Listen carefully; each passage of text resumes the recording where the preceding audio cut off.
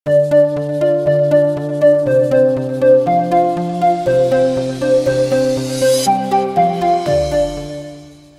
দর্শক, আসসালামু আলাইকুম রহমতুল্লাহি ওবারাকাতুহু। মলিন পথপাশে ছিন্ন বস্ত্র পরে লজ্জা ঢাকার ব্যর্থ প্রয়াসে যারা অনাহারে ধুকে ধুকে মরছে, সে যদি আমার প্রিয় বাবা হতো, মা হতো, পারতাম কি চেয়ে দেখতে। ডাস্টবিন হতে উৎসৃষ্ট খাবার যারা কুড়ে নিয়ে খায়, সে যদি আমার প্রিয় ছোট বোন হতো, ভাই হতো, পারতাম কি চেয়ে দেখতে। দর্শক, নিশ্চয়ই পারতাম না। এই যে পারতাম না, সেই অনুভূতি নিয়েই সিয়াম সাধনায় আছি তো আমরা। আমাদের সিয়ামকে আল্লাহ তাআলা কবুল করে নিন, আমিন। দর্শক, আপনাদের জন্যে আমাদের মাসব্যাপী বিশেষ আয়োজন ভাইয়া হোটেলস নিবেদিত সংযমের অর্থনীতি। এই আয়োজনের পাওয়ার্ড বাই স্পন্সর শাহজাদি 2-in-1 মেহেদি। এই আয়োজনকে আপনাদের মাঝে উপস্থাপন করবার জন্যে সহ পৃষ্ঠপোষক হয়েছেন মুনতাহা স্টিল। দর্শক, আজ আমরা কথা বলতে চাই যে বিষয় নিয়ে, জাকাত যা না জানলেই নয়। এ বিষয়ে কথা বলবার জন্য আমাদের স্টুডিওতে আছেন মাধ্যমিক শিক্ষক পরিষদ ঢাকা মহানগরীর সম্মানিত সভাপতি জনাব রুহুল আমিন আছেন আমাদের সাথে। আসসালামু আলাইকুম। ওয়ালাইকুম আসসালাম ওয়া রাহমাতুল্লাহ। এবং ঢাকা বিশ্ববিদ্যালয়ের ইসলামিক স্টাডিজ ডিপার্টমেন্টের সম্মানিত প্রফেসর আছেন আমাদের সাথে জনাব ডক্টর জহিরুল ইসলাম। স্যার, স্বাগত আপনাকে। আসসালামু আলাইকুম রহমতুল্লাহ। ওয়ালাইকুম আসসালাম ওয়া রাহমাতুল্লাহি ওয়া বারাকাতুহু। জাকাত না জানলেই নয়, আপনি কি জানাতে চান? জাকাত অর্থ হচ্ছে বৃদ্ধি পাওয়া, আর নমু যেটা আরবি শব্দ, এটা অর্থ হলো বৃদ্ধি পাওয়া। এখন আমরা একটু জানাতে চাই সারা পৃথিবীর দর্শকদেরকে যে জাকাত দাতার অর্থ জাকাত দেওয়ার পরে না কমে কিভাবে বৃদ্ধি পায়। জাকাত যিনি দেন তিনি ধনী ব্যক্তি, আর জাকাত যে গ্রহণ করেন সে হলো দরিদ্র শ্রেণীর ব্যক্তি।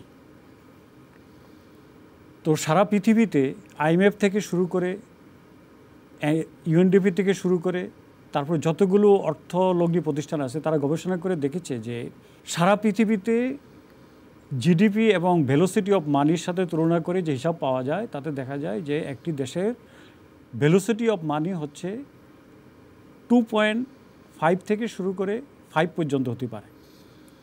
কিন্তু দরিদ্র যে দেশগুলো রয়েছে সেটার ভেলোসিটি অফ মানি 8%, অর্থাৎ 8.5 বা 10 হতে পারে। 1997 সালে যখন অর্থনৈতিক মন্দা চলছিল, তখন আমেরিকাতে এটা সর্বোচ্চ মাত্রায় গিয়েছিল, মাত্র 8 পয়েন্ট। ভেলোসিটি অফ মানি হলো 8। ভেলোসিটি অফ মানি এটা কি জিনিস? সেটা হলো যে একটি টাকা মানুষ কতবার বছরে হাত বদল করতে পারে। কারণ যতবার এটা হাত বদল হয় ততবারই এটার থেকে একটা ইউটিলিটি পাওয়া যায়। আমি একটা উদাহরণ দিয়ে আপনাদেরকে ব্যাখ্যা দিতে চাচ্ছি। যেমন ধরেন, 10 জন ব্যবসায়ী, কারো হাতে টাকা নাই, শুধু সম্পদ আছে, প্রোডাক্ট আছে, টাকা আছে আমার কাছে 10 টাকা, আর কারোর কাছে কোনো টাকা নেই। তখন কি হলো, আমি 10 টাকা দিয়ে কোনো একজন ব্যক্তির কাছ থেকে একটি কলা কিনলাম। তখন ওই ব্যক্তি ওই 10 টাকার মালিক হলেন। হওয়ার পরে উনি ওই 10 টাকা দিয়ে একটি কলম কিনলেন। আবার কলম যখন 10 টাকা মালিক হলেন, তিনি তার পাশের জন থেকে আপেল কিনলেন। এইভাবে যখন এটা ঘুরতে থাকে, তখন টাকা কিন্তু 10টা প্রোডাক্ট যতবারই যাচ্ছে ততবারই এটা একটা মূল্যমান হচ্ছে। এটা কি বলা হয়? Velocity of money. অর্থাৎ টাকা যতবারই হাত বদল হবে ততবারই এটার ওই সেম মূল্যটা। সেখানে দাতার প্রবৃত্তি হবার যোগসূত্রতা কি? সেটাই ব্যাখ্যা করছি। যখন গরিবরা টাকাটা পাচ্ছেন, তখন গরিবরা কিন্তু টাকা সেভিংস করেন না, তারা এটা ব্যয় করে মুভিং করায়, ব্যয় করে ফেলেন। তখন মার্কেটে এই টাকাটার একটা ফ্লো তৈরি হয়।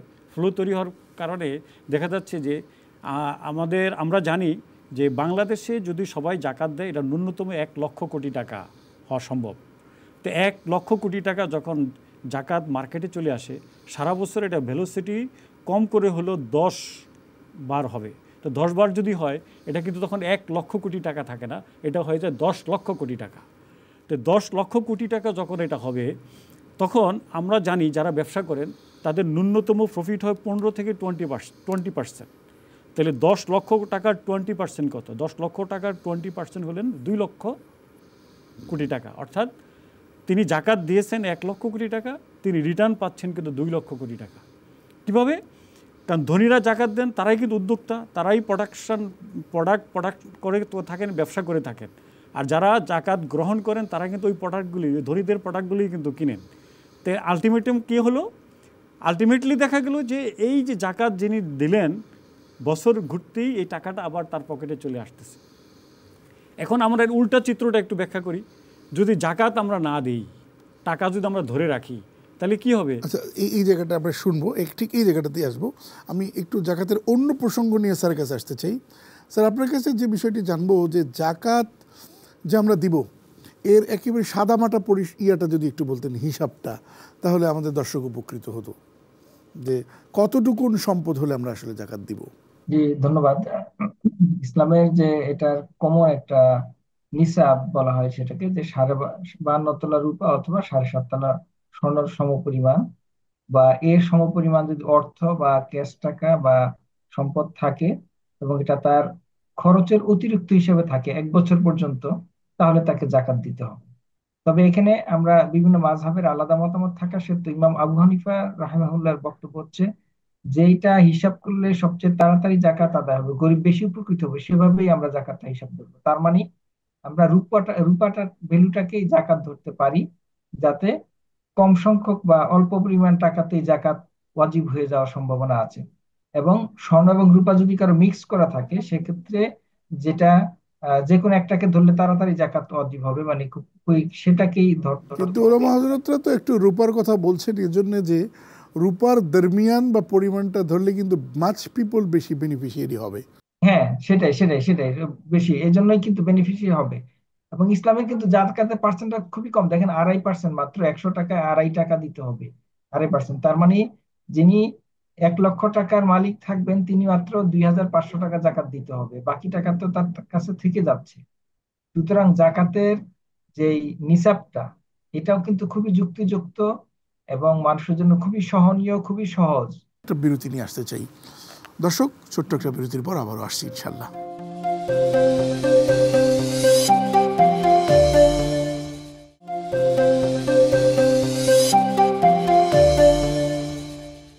স্বাগত আরও একবার। দেখছেন ভাইয়া হোটেলস নিবেদিত সংযমের অর্থনীতি, পাওয়ার্ড বাই শাহজাদি 2-in-1 মেহেদি। এই আয়োজনের সহ পৃষ্ঠপোষক মুনতাহা স্টিল। কথা বলছি জাকাত না জানলেই নয়। স্যার, আপনার কাছে আবারও আসি। আমাদের অনেক ঋণ, ব্যাংকে কোটি কোটি টাকা ঋণ, তাই জাকাত দিতে পারবো না। আচ্ছা, ভালো কথা বলছেন, খুবই সুন্দর কথা।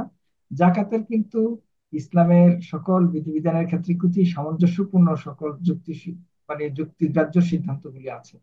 এখন দেখেন, আমরা যে কিন্তু সম্পদের জাকাতের ক্ষেত্রে কিন্তু উসুরও কিন্তু জাকাতের অংশ, মানে ফসলের জাকাত।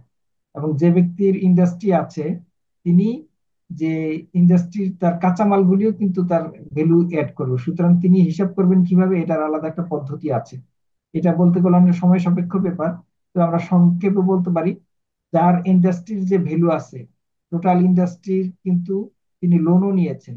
সুতরাং তোমার অন্যান্য যে ভ্যালু, তার কাঁচামাল, তার মেশিনারিজ এর ভ্যালু, সকল ভ্যালু গুলি ধরার পরে ওনার লোনটাকে বাদ দেওয়ার পরে যেই সম্পদটা থাকবে সেটার কোনো কিন্তু ক্যালকুলেশন টাকা দিতে হবে। উনি প্রত্যেক বছর যে লাভ করেন, মুনাফা করেন, সুতরাং উনি মুনাফা দিয়ে আবার আরেকটা আরেকটা নতুন ইউনিট চালু করলেন, তাহলে সেখানেও কিন্তু তাহলে ওনার কোনোদিনই জাকাত আসবে না। উনি যদি বলেন যে আমি সারা বছর লোনেই থাকি, লোনের টাকা যা লাভ হয়েছে, লাখ টাকা দিয়ে নতুন একটা ইউনিট করলাম, নতুন ইন্ডাস্ট্রি করলাম, তো তার জাকাত ওনার কোনোদিন হবে না। কিন্তু ইসলাম এটার জন্য একটা সহজ বিধান দিয়েছে। আপনারা জানেন যে এটারও আল্লামা ইউসুফ আল কারজাবি যেটা জাকাতের একটা গ্রন্থ লিখেছেন, তিনি কিন্তু এখানে বর্ণনা করেছেন। অর্থাৎ তিনি তার ইন্ডাস্ট্রির যে ভ্যালু, তার যে মূল্য, এবং এটার যে কাঁচামালের ভ্যালু, তার মেশিনারিজ এর ভ্যালু, এই মূল্যগুলিও সাথে সাথে ক্যালকুলেশন করা হবে এবং ওনার লোনটাও ক্যালকুলেশন করা হবে। এরপর লোনটাকে বাদ দেওয়ার পরে ওনার যেই ওই বছরের লোনের অংশ, যেটা বা ব্যাংকে পেমেন্ট দিতে হয়, এই বিষয়গুলি আলাদা হিসাব করে বাকি টাকার ওনার একটা জাকাত যদি হয় তাহলে হতে পারে, না হলে হবে না। স্যার, আপনার কাছে আবারও আসবো।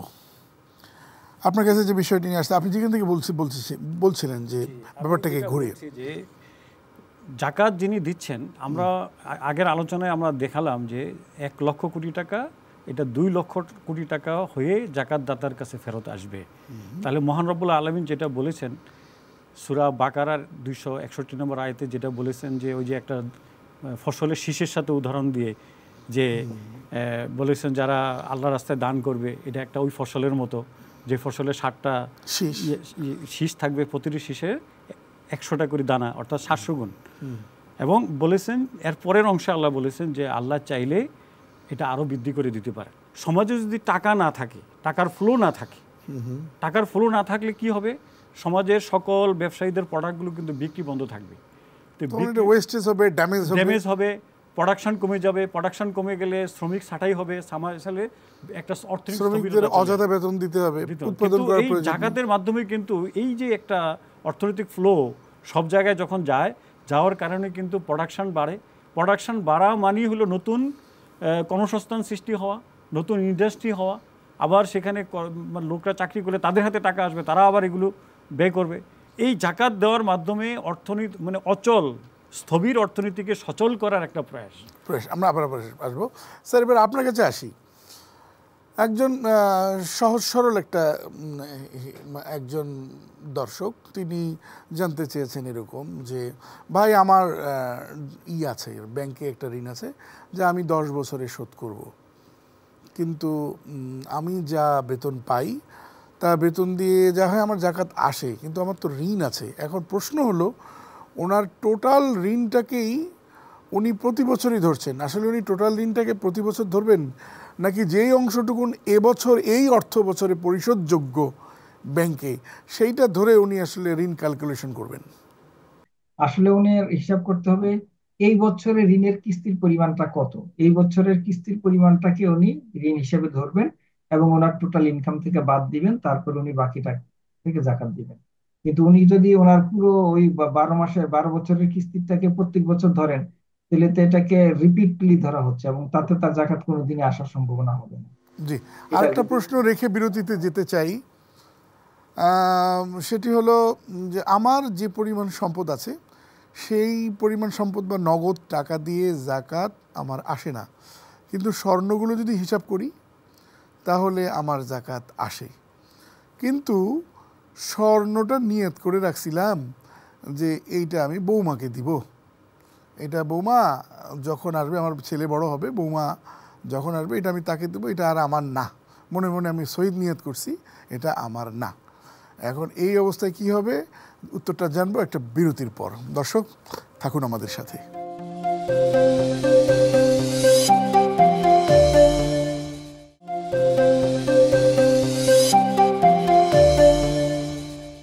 স্বাগত আরেকবার, সাথে থাকবার জন্য অসংখ্য ধন্যবাদ। দর্শক দেখছেন ভাইয়া হোটেলস নিবেদিত সংযমের অর্থনীতি, পাওয়ার্ড বাই শাহজাদি 2-in-1 মেহেদি। এই আয়োজনের সহ পৃষ্ঠপোষক মুনতাহা স্টিল। কথা বলছি জাকাত না জানলেই নয়। আপনার কাছে আসবো, আমি একটু স্যারের থেকে ঘুরে আসি। স্যার ছোট করে যদি বলতেন যে এই ডিপ্লোম্যাটিক অবস্থা। হ্যাঁ, এক্ষেত্রে স্বর্ণটা যুক্ত করলে যদি জাকাত হয় তাকে জাকাতটা দিতে হবে, এটাই বিষয়টা, এটাই হচ্ছে আলেমদের বক্তব্য। কারণ হচ্ছে জাকাতের দিতে হবে তো মাত্র 2.5%। ওনাকে তো এই আল্লাহ তাআলা যে বিধান দিয়েছেন জাকাতের যেটুকু অংশ দিতে হবে খুবই সামান্য অংশই দিতে হবে। ওনাকে জাকাতটা স্বর্ণটা হিসাব করলে জাকাতটা সম্পদের সাথে মিক্স করে জাকাত দিতে হবে। একজনের অবস্থা এমন তৈরি হলো, তিনি একজন মহিলা, তার যে পরিমাণ স্বর্ণ আছে ওনার কোনো নগদ টাকা নেই, আর যতটুকুন স্বর্ণ আছে তা জাকাত দেওয়ার জন্য উপযুক্ত পরিমাণ স্বর্ণ। সে এখন বলছে হুজুর আমি কি তাহলে এই স্বর্ণ ভেঙে বিক্রি করে আমাকে দিতে হবে, আমার কাছে তো নগদ টাকা নেই? এখানে আসলে স্বর্ণ যদি জাকাতের সমতুল্য পরিমাণ হয়ে যায় তাহলে তো সেক্ষেত্রে তো আসলে দিতেই হবে, স্বর্ণ ভেঙে দেখ অথবা যেভাবে দেখ, এটার উনি বিকল্প ব্যবস্থা উদ্ভাবন ওনাকে করতে হবে।